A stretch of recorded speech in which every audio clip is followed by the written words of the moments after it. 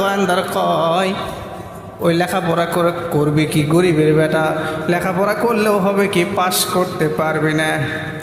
যখন পাশ করছে কয় পাশ করলে হবে কি, চাকরি পাবে না। যখন চাকরি পাইছে কয় চাকরি পাইলে হবে কি, বেতন নাই। বেতন যখন ধরছে তখন কয় বেতন পাইলে হবে কি, তাও আমার সাথে পারবে না, তাও তেলা নিচে পড়বে না। কথা কোন ঠিক কিনা? এইরকম তেলা গোয়েন্দার সমাজের মধ্যে আছে না নাই বলেন? খালি কিলিক বাজায় এইরকম তেলা গোয়েন্দার। এদের সাথে যদি দুনিয়াতে সম্পর্ক, মোহাব্বত, ভালোবাসা হয়, আপনার বন্ধুত্ব যদি হয়, আর ওই তেলতেলা গোয়েন্দারের সাথে সেই দিন যদি হাসর হয়, তাহলে অবস্থা হবে কি? অতএব দুনিয়াতে ভালোবাসা, মোহাব্বত, বন্ধুত্ব কার সাথে রাখতে হবে?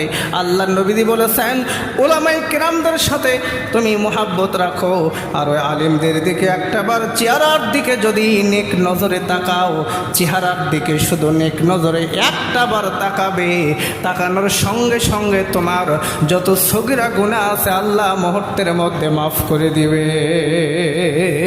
আল্লাহু আকবার বলেন।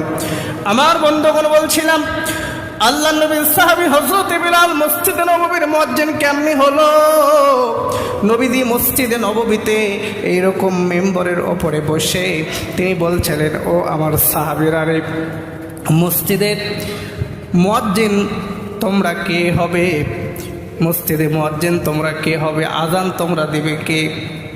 কেউ কোনো কথা বলে না, কারণ বিনা লাভে কেউ তুলাও বয় না। কথা কোন ঠিক কিনা বলেন? কেউ কোনো কথা বলে না।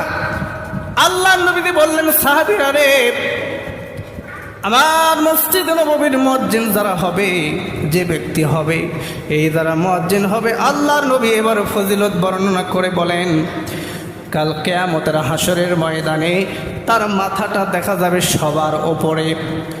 শুধু তাই নয়, তার মাথায় একটা আল্লাহর পক্ষ থেকে কুদরতি হাত দ্বারা একখানা মুকুট পরাইয়া দিবে।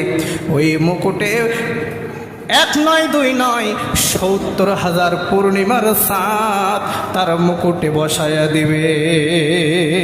আল্লাহু আকবার বলেন। হাসরবাসীরা দেখবে ঝলমল করতেছে, সবার উপরে মাথা দেখা যায়। মাঝে মধ্যে দুই একজন, হাসরবাসীদের মধ্যে কোটি কোটি মানুষ, তার মধ্যে দুই একজন মানুষ দেখা যায় তাদের মাথায় বড় টুপি, মুকুট পরানো আছে, আর ওই মুকুটের মধ্যে ৭০,০০০ পূর্ণিমার চাঁদ। আকাশে একটা চাঁদ উদিত হওয়ার সঙ্গে সঙ্গে রাত আর রাত থাকে না, দিনের চাইতে উজ্জ্বল আলোকিত হয়ে যায়। কথা বলেন ঠিক কিনা? আর ওই হাসরবাসীদের মধ্যে ওই নূরের টুপিওয়ালা মানুষ